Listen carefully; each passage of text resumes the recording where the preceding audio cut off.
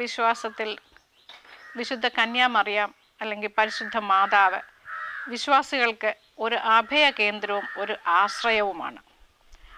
മാതാവ് എന്ന സങ്കല്പം നമ്മൾ മനസ്സിൽ ചിന്തിക്കുമ്പോൾ തന്നെ വിശ്വമാതാവ്, യൂണിവേഴ്സൽ മദർഹുഡ് എന്നൊരു സങ്കല്പം അതിനോട് ചേർന്ന് നിൽക്കുന്നുണ്ട്.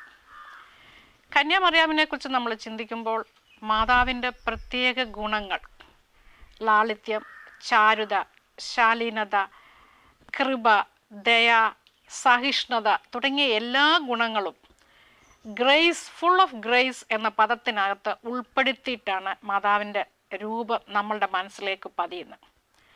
അത്തരം ഒരു രൂപം പതിയുമ്പോൾ മാതാവ് നമുക്കൊരു ആശ്രയ കേന്ദ്രം, ഒരു സങ്കല്പമായി മാറുന്നത് കൊണ്ടാണ് മാതാവിനോടുള്ള പ്രത്യേക പ്രാർത്ഥനകളും ആചരണങ്ങളും നമ്മളെല്ലാവരും പാലിക്കുന്നത്.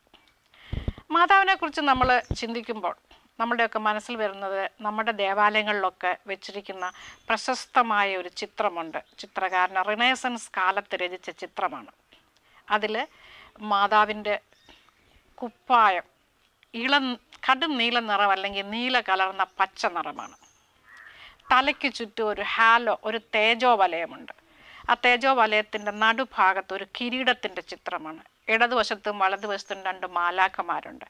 ഇടത് കൈയിൽ താങ്ങി പിടിച്ചിരിക്കുന്ന കുഞ്ഞ് വലത് കൈകൊണ്ട്, കുഞ്ഞിൻ്റെ കൈകൊണ്ട് അമ്മയുടെ വലത് കൈയിൽ മുറുകെ പിടിച്ചിരിക്കുകയാണ്.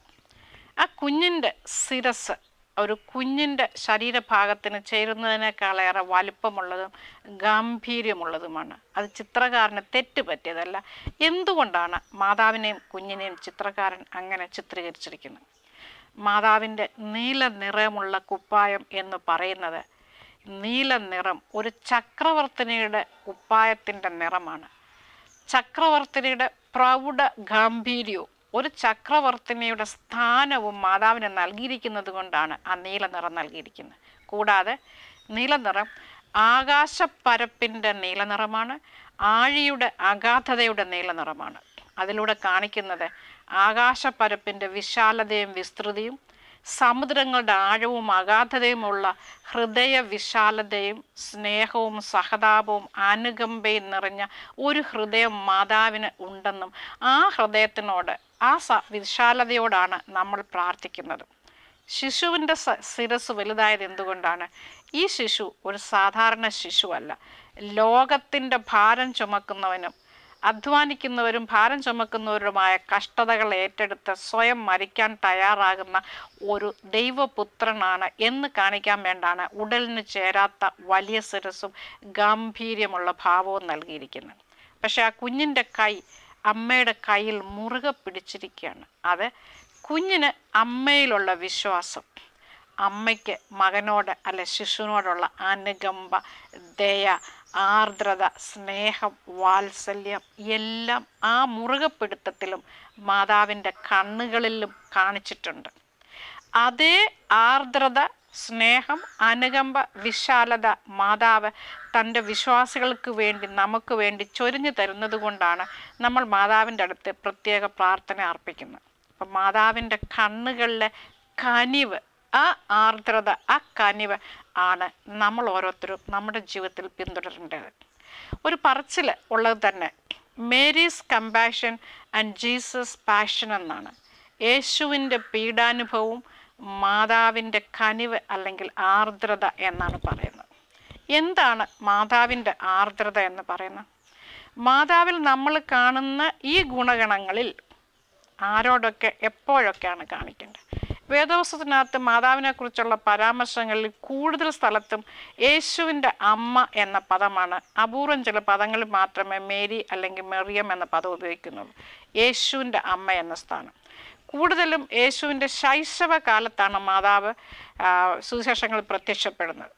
അത് കഴിഞ്ഞിട്ട് പ്രായപൂർത്തിയായതിനു ശേഷമുള്ളത് 1 or 2 സമയത്ത് കാനാനിലെ വിവാഹ സമയത്ത് വെള്ളം വീഞ്ഞാക്കുന്ന സമയത്തും പിന്നെ ക്രിസ്തുവിൻ്റെ മരണത്തിൽ ക്രൂശിൻ്റെ അരികിൽ നിൽക്കുന്ന അമ്മയായിട്ട് നമ്മൾ കാണുന്നുണ്ട്. അപ്പോൾ അതിനെക്കുറിച്ച് പറയുന്നത്, ദൈവപുത്രനെ സ്വന്തം ഉദരത്തിൽ വഹിച്ച് കൈകളിൽ താലോലിച്ച് വളർത്തി ലോകത്തിന് സമർപ്പിച്ച് ആ മകൻ ക്രൂശിൽ മരിക്കുന്നതിന് സാക്ഷ്യം നിൽക്കേണ്ടി വന്ന ഒരു അമ്മ എന്ന് പറയുമ്പോൾ കൗമാരത്തിൽ ദേവദൂതൻ പ്രത്യക്ഷപ്പെട്ട് കൃപ നിറഞ്ഞവളെ നിനക്ക് സമാധാനം എന്ന് പറഞ്ഞ് മാതാവിനെ തിരഞ്ഞെടുത്തപ്പോൾ ആ കൗമാരക്കാരത്തി തനിക്ക് കിട്ടിയ ദൈവവിളിയുടെ കോൺസിക്വൻസസ്, അനന്തരഫലങ്ങൾ എന്തൊക്കെയാണ് എന്ന് പൂർണ്ണമായും മനസ്സിലാക്കിക്കൊണ്ടാണ് ഞാൻ നിൻ്റെ ദാസി, ഇതാ ഞാൻ നിൻ്റെ വാക്കുകൾക്ക് കീഴടങ്ങുന്നു, അനുസരിക്കുന്നു എന്ന് പറഞ്ഞത്. മാതാവിൻ്റെ ആ വിധേയത്വം, അനുസരണം, ആ വിധേയത്വത്തെയും അനുസരണത്തെയുമാണ് ദൈവം എടുത്ത് പ്രയോഗിച്ചത്. അതുകൊണ്ടാണ് എലിസബത്തിനെ കാണാൻ പോകുമ്പോൾ മാതാവ് പറയുന്ന വാക്കുകൾ, കീർത്തനം, മേരി സോങ് അല്ലെങ്കിൽ മേരിയുടെ ഗാനം, കീർത്തനം എന്ന് പറയുന്നിടത്ത് പറയുന്നത്, എൻ്റെ എളിമയെ കർത്താവ് വീക്ഷിച്ചു, അവൻ എന്നെ ഉയർത്തി, അവൻ എന്നെ തലമുറകൾക്ക് ഭാഗ്യവതി എന്ന് വാഴ്ത്തുന്ന അവസ്ഥയിലേക്ക് കൊണ്ടുവന്നു എന്ന് പറയുന്നു. കർത്താവ് മേരിയിൽ കണ്ട ഏറ്റവും നല്ല ഗുണം എന്ന് പറയുന്നത് മേരിയുടെ എളിമയാണ്, വിധേയത്വമാണ്, അനുസരണമാണ്. ദൈവം എപ്പോഴും നമ്മൾ പ്രതീക്ഷിക്കാത്ത സാഹചര്യത്തിൽ നിന്ന് ഏറ്റവും താഴ്ന്നവരിൽ നിന്നാണ് സമൂഹത്തിനും ലോകത്തിനും വേണ്ടി ആളുകളെ തിരഞ്ഞെടുത്ത് ഉയർന്ന സ്ഥാനത്തേക്ക് കൊണ്ടുവരുന്നത്. മേരി അത് വ്യക്തമായിട്ട് മനസ്സിലാക്കിയത് കൊണ്ടാണ് എലിസബത്തിനെ കാണുമ്പോൾ പാടിയ കീർത്തനത്തിനകത്ത് അവൻ തൻ്റെ ദാസിയുടെ താഴ്ചയെ നോക്കിക്കണ്ടു, അവൻ എന്നെ തലമുറകൾക്ക് ഭാഗ്യവതിയാക്കി മാറ്റി എന്ന് പറയുന്നത്. മാതാവിൻ്റെ ആ കനിവ് ഇന്നത്തെ സമൂഹത്തിൽ നഷ്ടപ്പെട്ടിരിക്കുകയാണ്. കണ്ണുകളെക്കുറിച്ച് പറയുമ്പോൾ കണ്ണുകളിലാണ് ആർദ്രത ഉണ്ടായിരിക്കേണ്ടത്. അതിനെക്കുറിച്ചൊരു കഥ അമേരിക്കൻ പ്രസിഡൻ്റായിരുന്ന ജെഫേഴ്സൻ്റെ ജീവചരിത്രത്തിൽ രേഖപ്പെടുത്തിയിട്ടുണ്ട്. ഒരു വൃദ്ധൻ ഒരു നദിക്കരികിൽ നദി കടന്ന് അപ്പുറത്തേക്ക് പോകാൻ കാത്തു നിൽക്കുകയാണ്. പക്ഷേ ഇറങ്ങിപ്പോകാൻ പറ്റത്തില്ല. അപ്പോൾ ഏതെങ്കിലും കുതിര സവാരിക്കാർ വരുവാണെങ്കിൽ തന്നെ കൂടെ അപ്പുറത്തേക്ക് കടത്തുമല്ലോ എന്ന് കരുതി കാത്തു നിന്നപ്പോൾ ആദ്യം ഒരു കുതിര സവാരിക്കാരൻ വന്നു. വൃദ്ധൻ അയാളെ നോക്കി, അവരുടെ കണ്ണുകൾ തമ്മിൽ ഉടക്കി. പക്ഷെ വൃദ്ധൻ സഹായം അഭ്യർത്ഥിച്ചില്ല. രണ്ടാമത് വന്ന ആളിനോട് സഹായം അഭ്യർത്ഥിച്ചില്ല. മൂന്നാമത് വന്ന ആളിൻ്റെ നോക്കി കണ്ണുകൾ ഉടക്കിയപ്പോൾ വൃദ്ധൻ ചോദിച്ചു, എനിക്ക് തനിയെ ഈ നദി കുറുകെ കടക്കാൻ പറ്റില്ല, എന്നെ കൂടി അപ്പുറത്താക്കി തരുമോ? അതിനെന്താ, തീർച്ചയായിട്ടും എന്ന് പറഞ്ഞ് വൃദ്ധനെ കുതിരപ്പുറത്തിരുത്തി നദി കടത്തി അപ്പുറത്ത് കൊണ്ടുകയല്ലുക മാത്രമല്ല, വൃദ്ധന് പോകേണ്ട സ്ഥലത്ത് ആ വൃദ്ധനെ കൊണ്ടുവന്നാക്കി. എന്നിട്ട് ആ വ്യക്തി ചോദിച്ചു, എനിക്ക് മുമ്പേ 2 കുതിര സവാരിക്കാർ വന്നല്ലോ, അങ്ങെന്താ അവരോട് ചോദിക്കാഞ്ഞത്? അപ്പോൾ വൃദ്ധൻ പറഞ്ഞ ഉത്തരം, ഞാൻ അവരുടെ കണ്ണുകളിൽ നോക്കിയപ്പോൾ ആ കണ്ണുകളിൽ ഞാൻ ദയയും അനുകമ്പയും കാരുണ്യവും കണ്ടില്ല. പക്ഷേ അങ്ങയുടെ കണ്ണിൽ അത് കണ്ടു, അങ്ങനെ സഹായിക്കുമെന്ന് എനിക്ക് ഉറപ്പുണ്ടായിരുന്നു, അതുകൊണ്ടാണ് ഞാൻ ചോദിച്ചത്. വേദപുസ്തകത്തിനകത്ത് വ്യക്തമായിട്ട് പറഞ്ഞിട്ടുണ്ട്, നിൻ്റെ കണ്ണുകൾ നിൻ്റെ മുഖത്തിൻ്റെ വെളിച്ചമാകുന്നു, കണ്ണ് കെട്ടുപോയാലോ മുഴുവൻ ഇരുട്ടാകുന്നുവെന്ന്. അപ്പം നമ്മളെ നോക്കുന്ന ഒരു വ്യക്തിക്ക് നമ്മളുടെ കണ്ണുകളിൽ മാതാവിൻ്റെ കനിവും അനുകമ്പയും ആർദ്രതയും കാണാൻ സാധിക്കുമോ? അതോ ആധുനിക ലോകത്തിൻ്റെ പകയും വിദ്വേഷവും ക്രൗര്യവും ക്രൂരതയുമാണോ കാണാൻ സാധിക്കുന്നത്? അങ്ങനെയാണെങ്കിൽ ആരെങ്കിലും നമ്മളോട് സ്നേഹത്തോട് സമീപിക്കുമോ? മാതാവ് തൻ്റെ മകനെ നോക്കുമ്പോൾ കണ്ണുകളിൽ കാണുന്ന ആ കനിവ് തന്നെയാണ് തൻ്റെ ഭക്തരെ നോക്കുമ്പോഴും മാതാവിൻ്റെ കണ്ണുകളിൽ പ്രതിഫലിക്കുന്നത്. അതുകൊണ്ടാണ് നമ്മൾ ഓരോരുത്തരും മാതാവിൻ്റെ അടുത്തേക്ക് സഹായത്തിന് വേണ്ടി ചെല്ലുന്നതും മാതാവിൻ്റെ സ്തുതിഗീതങ്ങൾ പാടുന്നതും പ്രകീർത്തിക്കുന്നതും. ഈ അനുകമ്പ, ഈ കനിവ് നമുക്ക് തരാൻ വേണ്ടി മാതാവ് തയ്യാറാകുകയാണ് ചെയ്യുന്നത്. അപ്പോൾ ഈ ഒരു കനിവ് നമ്മുടെ മനസ്സിലുണ്ടായിരിക്കണം എന്നുള്ളതിനോടൊപ്പം തന്നെ മാതാവിൻ്റെ മുമ്പിൽ നമ്മൾ അർപ്പിക്കുന്ന പ്രാർത്ഥനകളിൽ നമ്മളുടെ സ്വഭാവത്തിലും മനസ്സിലും ചിന്താഗതിയിലും വരുത്തേണ്ട വ്യത്യാസങ്ങൾ കൂടിയുണ്ട്. ആ വ്യത്യാസങ്ങൾ കൂടി വന്നെങ്കിൽ മാത്രമേ അത് ഫലവത്താകുകയുള്ളൂ, അത് പൂർത്തിവത്തായി തീരുന്ന ഒരു ഭക്തിയായിട്ട് മാറുകയുള്ളൂ. ആവശ്യങ്ങൾ മാത്രം ലിസ്റ്റിട്ട് പറയുകയും മാതാവിൻ്റെ സ്വഭാവ വിശേഷങ്ങളും ഗുണങ്ങളും നമ്മുടെ ജീവിതത്തിലേക്ക് പകർത്താതിരിക്കുകയും ചെയ്യുമ്പോൾ നമ്മൾ പൂർണ്ണമായും മാതാവിൻ്റെ ഭക്തരായിത്തീരുന്നില്ല. വേദപുസ്തകത്തിനകത്ത് പല സന്ദർഭങ്ങളിലും യേശുക്രിസ്തു സ്വന്തം അമ്മയോട് സംസാരിക്കുമ്പോൾ സ്ത്രീയെ എന്ന പദം ഉപയോഗിക്കുന്നതായിട്ട് നമ്മൾ വായിക്കുന്നുണ്ട്.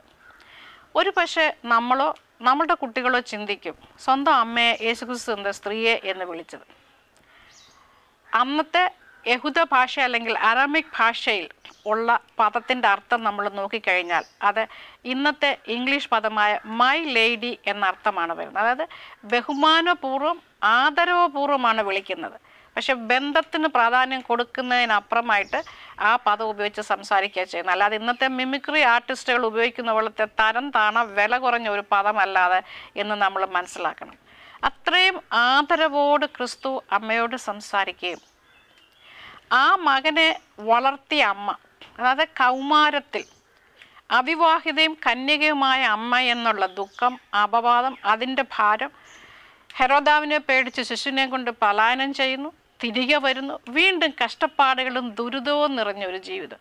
ഇന്നത്തെ സമൂഹത്തിലെ സാധാരണ സ്ത്രീകളുടെ ജീവിതം നമ്മൾ നോക്കിയാലും ഇതുപോലെ തന്നെയാണ്. ഒരു കുഞ്ഞിനെ വളർത്തി വലുതാക്കി കൊണ്ടുവരാനായിട്ട് ഒരു അമ്മ സഹിക്കുന്ന ദുരന്തങ്ങളും ദുരിതങ്ങളും വേദനകളും യാതനകളും എല്ലാ ഭാരങ്ങളും അമ്മയാണ് ചുമക്കുന്നത്. ഇത്രയും ഭാരങ്ങൾ വളർത്തി കൊണ്ടുവരുന്ന ഈ കുഞ്ഞ് യേശു ക്രിസ്തുവിനെ പോലെ ഒരു നല്ല ശിശുവും നല്ല പുത്രനും നല്ല രക്ഷകനുമായി തീരുന്നുണ്ടോ എന്നുള്ളതിലാണ് ഒരമ്മയുടെ വിജയം അല്ലെങ്കിൽ ഒരമ്മയുടെ ദൗത്യം എന്ന് പറയുന്നത്.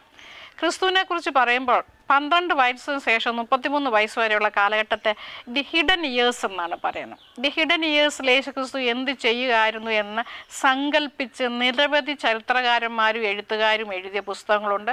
ഹിഡൻ ഇയേഴ്സ് എന്ന പേരിൽ തന്നെ ഒരു പുസ്തകമുണ്ട്.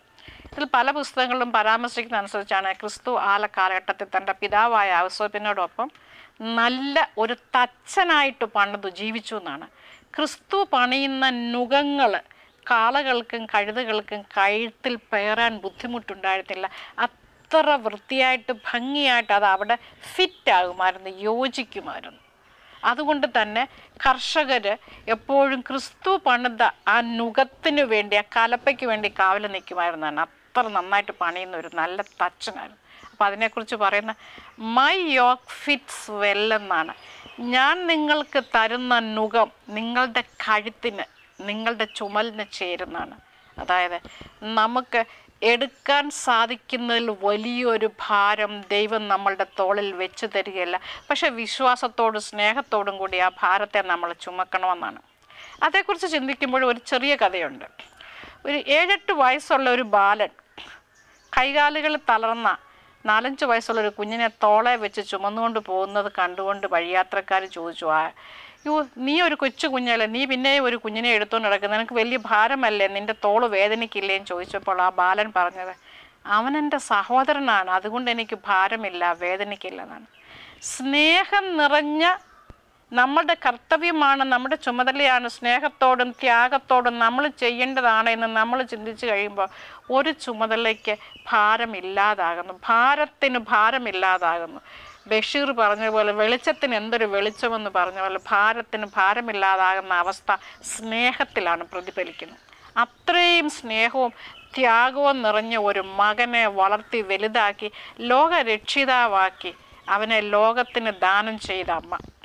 നമ്മൾ ഇന്ന് നോക്കുമ്പോൾ ആധുനിക തലമുറ, യുവതലമുറ തെറ്റിപ്പോയി എന്ന് നമ്മൾ പറയുമ്പോൾ യുവതലമുറയ്ക്ക് തെറ്റുപറ്റെങ്കിൽ അതിന് ഉത്തരവാദികൾ ആരാണ്? എന്തുകൊണ്ട് ഇന്ന് മാതാവിൻ്റെ ഗുണഗണങ്ങൾ നിറഞ്ഞ യേശുക്രിസ്തുവിനെ പോലെ നല്ലൊരു മകൻ, നല്ലൊരു ബാലൻ ഇന്നത്തെ തലമുറയിൽ ക്രിസ്തീയ കുടുംബങ്ങളിൽ ജനിക്കുന്നില്ല എന്ന് ചോദിച്ചാൽ ഉത്തരം വളരെ ലളിതമാണ്. അമ്മമാരിൽ മാതാവിൻ്റെ വിനയവും വിധേയത്വവും അനുസരണവും ലാളിത്യവും ചാരുതവും ദൈവഭക്തിയും സഹിഷ്ണുതയും കാന്യവും കണ്ണുകളിലെ കനവും ഇന്നത്തെ അമ്മമാരിലില്ല എന്ന് തന്നെയാണ് പറയേണ്ടത്. അതുകൊണ്ട് തന്നെ നമുക്കാർക്കും നമ്മുടെ കുടുംബങ്ങളിലും ഇത്രയേറെ ചൈതന്യം നിറഞ്ഞ കുഞ്ഞുങ്ങളും ജനിക്കുന്നില്ല. ആ കുഞ്ഞുങ്ങളെ വളർത്താൻ ആവശ്യമായ ആത്മവിശുദ്ധി, ചൈതന്യം നമ്മളിലില്ല. അതുകൊണ്ട് തന്നെ നമ്മുടെ മക്കൾക്കും അതേ ചൈതന്യം പകർന്നു നൽകാൻ നമുക്ക് സാധിക്കുന്നില്ല.